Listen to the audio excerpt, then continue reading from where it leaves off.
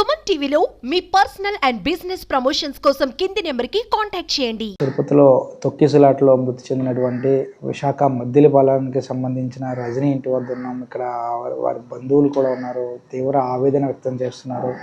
ఒకసారి వాళ్ళ బంధువులు అడిగి వాళ్ళ మాటలో తెలుసుకుందామా. చెప్పండి రజనీ, మీకు ఏమవుతారు తెలియదు? వరదలండి, తమ్ముడు భార్య. తిరుపతి భార్య భర్తలు ఇద్దరు వెళ్ళారండి. మాకు అంతవరకే తెలుసు. మంగళవారం మధ్యాహ్నం బయలుదేరారు తిరుమలకి. నిన్న పొద్దుట దిగారటండి. నిన్న భోజనం చేసి లైన్లోకి వెళ్ళారటండి. సాయంత్రం 7 గంటలకు అలాగా లోపల ఏంటో అయ్యిందనేసి ఒక్కసారి గేట్ తెరిచారట. అప్పుడు ఈ అమ్మాయి, మా తమ్ముడు చెయ్యి వదిలేయడం మిస్ అయిపోయింది. కింద పడి తొక్కిసలాట్లో అమ్మాయి చనిపోయింది. ఉన్నారండి, ఒక్క కొడుకు ఉన్నాడండి, అమెరికాలో ఉన్నాడండి. అబ్బాయి వస్తున్నాడు. మా తమ్ముడు ఆటో డ్రైవర్ అండి. ఇద్దరు కలిసి ఎంతో అన్యోన్యంగా ఉన్నారండి. మాలో కూడా చిన్నపిల్ల అయినా సరే పెద్ద మనసు, అన్నీ పెద్ద రకంగా చేసేది. అదే మా ఇంటికి పెద్ద కింద, మా తల్లి తర్వాత తల్లిలాగా ఉండేదండి. అందరికి ఏ కష్టం వచ్చినా సరే అన్నిటికీ ముందు ఉండేది, నేను ఉన్నాను అనుకొని. తల్లిదండ్రులకి కళ్ళు కనిపించి వాళ్ళకి కూడా ఈవిడే సహాయం చేసేదండి. ఇప్పుడు వాళ్ళు కూడా అనాథలు అయిపోయారు. ఇక్కడ నా తమ్ముడు అనాథ అయిపోయాడు, కొడుకు అనాథ అయిపోయాడండి. దానికి బాధ్యతలు ఎవరండి? ఇంత తొక్కిసలాట చేయడం అవసరమండి? బాగుండేది, తోటికోళ్ళకి మరదలండి, బాగుండేదండి. అందరితోటి కలిసిమెలిసి ఉండేది, ఎవరితోటి గొడవలు ఏముండేవి కాదు. ఏదైనా సరే ముక్కు సూటుగా చెప్పడం, మాట్లాడడం చాలా యాక్టివ్గా ఉంటుందండి, చాలా యాక్టివ్గా ఉంటుంది. కొడుకు అనాథ అయిపోయాడు, ఇప్పుడు కొడుకు అనాథ అయిపోయాడు. పిల్లడు ఏడుస్తూ వస్తున్నాడు. వాడు భవిష్యత్తు ఏంటండి? సగంలో చదువు ఆపేసి వస్తున్నాడు. తమ్ముడు వాళ్ళ భార్య అండి, నా తర్వాత వాడు తమ్ముడు. వాడు వెళ్ళడం కూడా మాకు తెలియదు. యాక్చువల్లీ నైట్ నిన్న 11 o'clock ఆ టైంలో మాకు తెలిసింది. తెలిసిన వెంటనే వాడికి కూడా తెలియదండి భార్య చనిపోయిందని. వాడు 12 ఆ టైంలో ఫోన్ చేశాడు, అనియా మా రజనీ కనిపించట్లేదురా అని. అప్పటికే మాకు ఈ ఏరియా వాళ్ళు ఎవరో కనిపిస్తే ఆ ఏరియా వాళ్ళు సపోర్ట్ తీసుకొని ఫోన్ చేశారు మాకు. అప్పుడు చెప్పామట, ఇలా రజనీ చనిపోయిందిరా అనేసి. ఎక్కడరా అని ఒక్కసారి గుక్కు పట్టుకొని ఏడ్చాడు వాడు. ఆ తర్వాత అక్కడ నుండి ఇంకా హాస్పిటల్ చెప్పులు కూడా లేవండి వాడి దగ్గర, చలికి చెప్పులు కూడా లేవు. ఆ అమ్మాయి ఫోన్ పోయింది, బ్యాగ్ పోయింది. కనీసం ఫోన్, చనిపోయిన బాడీ దగ్గర ఫోన్ తీయకూడదన్న ఇది కూడా ఇంగిత జ్ఞానం కూడా లేదండి మన ప్రజలకి. అది కనీసం ఎవరికో పోలీసు, అందులో ఐడెంటిటీ కార్డు అన్నీ ఉంటాయి, డబ్బులు తీసుంటారు, ఇసిరీస్ ఉంటారు. అందులో ఆధార్ కార్డులు అన్నీ కూడా మేము ఇక్కడ నుండి పంపించామండి అన్నీని. వాడికి ఏమీ లేవు అక్కడ ప్రూఫ్స్. లక్కీగా ఈ ఏరియా వాళ్ళు ఎవరో తగిలితే వాళ్ళు దగ్గర నుండి డబ్బులు తీసుకొని వాడు ఆటోలో పట్టుకొని అక్కడ హాస్పిటల్కి వెళ్ళాడు. ఇప్పుడు వాళ్ళ అబ్బాయి, వీడు ఆటో డ్రైవర్ అండి, వీడేమో ఎంఎస్కి లోన్ తీసుకొని మరి పంపించాడు. ఎంఎస్ సగంలో మేము ఫోన్ చేస్తే ఇప్పుడు రేపు ఉదయం దిగుతాడండి వాడు రిటర్న్ ఎలా వెళ్ళాలో తెలియట్లేదు. మళ్ళీని వెళ్ళకపోతే మరి లోన్ ఎలా తీరుతుంది? ఎంఎస్ కంప్లీట్ కూడా అవ్వలేదండి అది వాడిది. చాలా అసలు ఎన్నిసార్లు జరుగుతాయండి ఇవన్నీ కూడా. మన సినిమా థియేటర్లో తొక్కిసుకుంటారు, గుడికి వెళ్తే తొక్కిసుకుంటారు, బీచ్కి వెళ్తే తొక్కిసుకుంటారు. ఈ ప్రజలకు అసలు మార్పు అన్నది రాదు అసలు. ఇందులో ఎవరికి గవర్నమెంట్ని కూడా తప్పు పట్టలేమండి. కానీ అక్కడ ఎవరైతే అరేంజ్మెంట్ చేశారో వాళ్ళది పక్కా తప్పు ఉంది. అక్కడ ఈవో అవనివ్వండి, టీటీడీ అవనివ్వండి, ఏమండి ఇంతమంది వస్తున్నారని తెలుసు. 10 రోజులు వీళ్ళు అసలు ఏకాదశి ద్వాదశి చేయాలి. 10 రోజులు అనౌన్స్మెంట్ చేసినప్పుడు ఫ్రీ టోకెన్స్ కూడా ఇష్యూ చేస్తున్నప్పుడు లైన్ కాకుండా టోకెన్స్ ఇష్యూ చేసి కదండి డైరెక్ట్గాను 300 టైప్లో. ఎంతమంది అయితే అంతమంది వస్తారండి. ఇంతమంది వెళ్ళాలని ఏమైనా రూల్ ఉందా? కంట్రోల్ చేయకపోతే టోకెన్లు ఇష్యూ చేసేవలసింది, లేదనుకుంటే ఆన్లైన్ ఇష్యూ చేసేవలసింది. ఎవరికి తొక్కిసలా ఉండదు కదండి.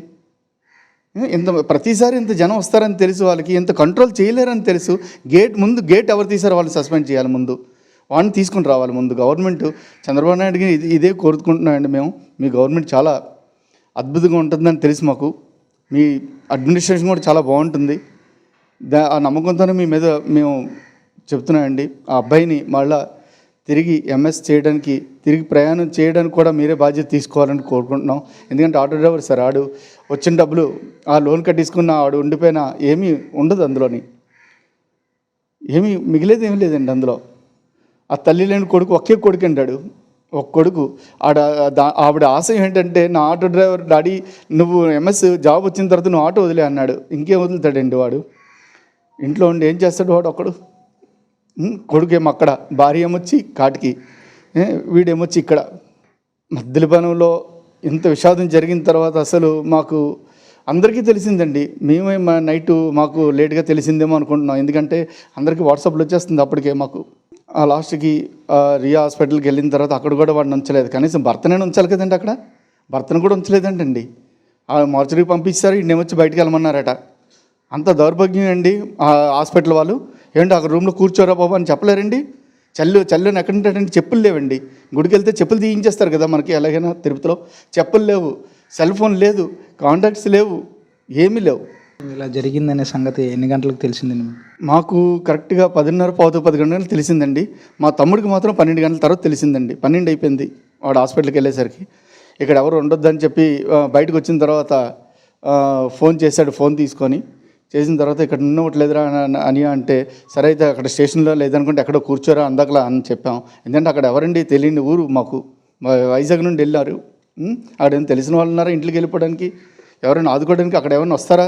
ప్రజలకు అంత నా ఇది ఉందండి వాళ్ళకి ప్రజల్లో. రజనీ గారు ఫ్యామిలీలో ఎట్లా ఉండేవారండి రజనీ గారు? మాకు ఆవిడంటే మా అమ్మగారు 1 year బ్యాక్ చనిపోయారు. ఆ తర్వాత మా కుటుంబాన్ని ప్రతిదీ కూడా చిన్న ఫంక్షన్ అయినా సరే ఆవిడే ముందుకు వస్తుందండి, ఆవిడే చేస్తుంది.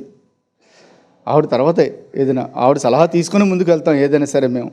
ఎందుకంటే చిన్నపిల్లైనా సరే మంచి నాలెడ్జ్ ఉంది ఆ అమ్మాయికి. ఇంటర్మీడియట్ చేసింది, మంచి స్పోర్ట్స్ ఉండేది, వాలీబాల్ ప్లేయరు, మంచి అన్నింటిలో కూడా బాగానే ఉండేది అమ్మాయి. వాడు కూడా మా మావి కూతురే చేసుకున్నాడు, అందుకే అమ్మాయి కూడా మావి కూతురేనండి. అమ్మాయి యూఎస్ నుంచి ఎప్పుడు వస్తున్నాడు? రేపు మార్నింగ్ అనుకుంటున్నా అండి. యాక్చువల్లీ ఖత్తర్ నుండి రేపు మార్నింగ్ 8 o'clock అన్నారు. అక్కడ నుండి ఫ్లైట్ ఇక్కడ దిగేసరికి 12 అయిపోతుందేమోనండి, 12 గంట అవ్వచ్చేమో అనిపిస్తుంది. ఇంకా టికెట్స్ వచ్చే కానీ నేను కూడా సరిగ్గా చూడలేదండి, ఇందులోనే ఉన్నాం మేము. ఇందాకలో మా 2 hours 1.5 hour బ్యాక్ మా తమ్ముడు చెప్పాడు బయలుదేరిపోయింది అంబులెన్స్లో అని చెప్పి. మేము కూడా నైట్ బయలుదేరుదాం అనుకున్నాం, కానీ మాకు ఈ రూమర్స్ ఏంటంటే వచ్చాయి, చంద్రబాబు నాయుడు గారు వెళ్ళినంత వరకు, లేదనుకుంటే అక్కడ రియోలో ఏవో వాళ్ళ ఫార్మాలిటీస్ అయినంత వరకు వదలరని అన్నారు. మళ్ళీ అటు ఇటు అయిపోతాం మేము. మళ్ళీ మాకు ఫ్లైట్ ఏమొచ్చి చెన్నైకి ఉందండి. చెన్నై నుండి మళ్ళీ వెళ్ళాలంటే మళ్ళీ బాడీ అటు ఇటు అయిపోయింది, మళ్ళీ మాకు రిటర్న్ రావడానికి సరిపోదు. ఇక్కడ ఎవరు అరేంజ్మెంట్స్ చేసేవాళ్ళు ఎవరు లేరు మాకు. మా 2 అన్నదమ్ములు కూడా చెయ్యాలి, 3 అన్నదమ్ములు ఉన్నాం, ఇంకా 3 చెయ్యాలి తప్ప ఇంకెవరున్నారండి ఇక్కడ.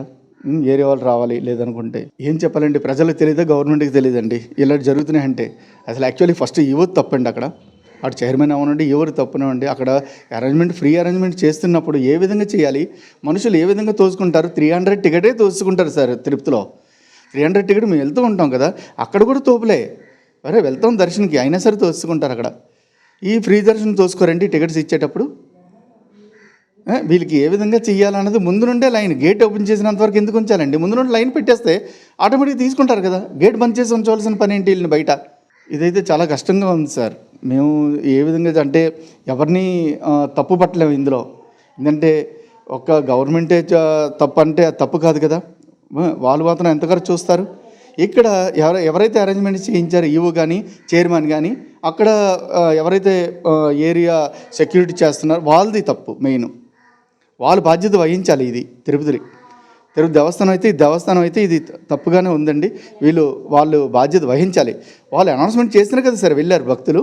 లేదండి తిరుపతి నుంచి ఫ్రీ దర్శనం ఇవ్వమని ఒక అనౌన్స్మెంట్ చేస్తే ఎవరు రారు.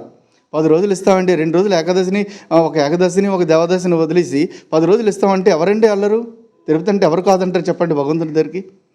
సో ఏదేమైనప్పటికీ కూడా ఫస్ట్ ఇలా జరగడం చాలా బాధాకరం ఘటనగా చెప్పుకోవచ్చు. ఎందుకంటే ఇంట్లో తను చిన్నదైనప్పటికీ కూడా అన్ని వ్యవహారాల్లో అన్ని విషయాల్లో ముందుండేది, తనకు నాలెడ్జ్ ఉంది, మంచిగా అన్ని కార్యక్రమాల్లో ముందుండేది. ఈరోజు తను మా మధ్యన లేకపోవడం నిజంగా బాధాకరంగా చెప్పుకుంటున్నారు. వీళ్ళందరూ కూడా చాలా విషాద స్థాయిలు అయితే ఆ మద్దిలపాలెం అంతా కూడా అలుముకున్నాయి. అయితే ఈ ఘటన పట్ల ఎప్పటికైనా ప్రభుత్వాలు బాధ్యత తీసుకోవాలి. ఎందుకంటే అక్కడ ఎవరైతే తన కొడుకు ఇప్పుడు యూఎస్లో ఉన్నాడు, యూఎస్ నుంచి రజనీ గారి కొడుకు యూఎస్ నుంచి ఘటన తెలిసిందా, చదువు నిమిత్తం ఆయన అక్కడికి వెళ్ళాడు. ఇప్పుడు మధ్యలో తల్లి మరణ వార్త విని మధ్యలో చదువు కూడా ఆపేసి ఇప్పుడు రేపు మధ్యాహ్నానికి చేరుకుంటున్నారు. మళ్ళీ తిరిగి వచ్చిన తర్వాత మళ్ళీ ఆ పిల్లడి భవిష్యత్తు ఏంటి, ఎట్లా ఉంటుంది అంటూ కూడా వీరందరూ కూడా ఒక అనుమానంలో వ్యక్తం చేస్తున్నారు. సో మళ్ళీ తిరిగి ఆ పిల్లల్ని ఉన్నత చదువుల నిమిత్తం మళ్ళీ పంపించాలంటే మళ్ళీ లోన్లు తీయాలి. ఇదంతా ఏం ఏం ఎట్లా అని చెప్పి కుటుంబ సభ్యులంతా కూడా కొంత ఆందోళన వ్యక్తం చేస్తున్నారు. అయితే ఈ విషయంలో ప్రభుత్వం ఇప్పటికే మృతులందరికీ కూడా గవర్నమెంట్ తరపు నుంచి 25 లక్షల రూపాయల ఎక్స్గ్రేషియా ప్రకటించడం జరిగింది. అయితే ఇటువంటి ఘటనలు జరగకుండా, ఎందుకంటే చిన్న తప్పిదం ఈరోజు చాలామంది కుటుంబాల్లో చీకట్లు నింపిందనే చెప్పవచ్చు. ఎందుకంటే కొంతమంది అధికారులు చేస్తున్నటువంటి ఈ చిన్న చిన్న తప్పిదాలకి జీవితాలు పోతున్నాయి. చాలామంది ఈరోజు సుమారు చాలామంది చనిపోయారు. ఈ ఘటనకి ఎవరు బాధ్యత వహిస్తారు? మీరు ఎన్ని చర్యలు తీసుకున్నా కూడా ఇటువంటి తప్పిదాలు జరగడం మనకు ఆంతర్యం ఏమిటంటూ కూడా వీరందరూ కూడా ప్రశ్నిస్తున్నారు. ఏదేమైనప్పటికీ కూడా ఇటువంటి సంఘటనలు జరగకుండా మరలా 1-2 సార్లు చర్యలు తీసుకోవాలి. అలానే ఎవరైతే రజనీ కుమారుడు ఉన్నారో మళ్ళీ తిరిగి ఆయన్ని చదువు నిమిత్తం యుఎస్ పంపించాలంటూ కూడా వీళ్ళు అడుగుతూ ఉన్నారు. ఎందుకంటే కుటుంబం పరిస్థితుల దృష్ట్యా, ఎందుకంటే తండ్రి ఆటో డ్రైవర్గా పనిచేస్తున్నాడు, తల్లి ఏమొచ్చి ఇలా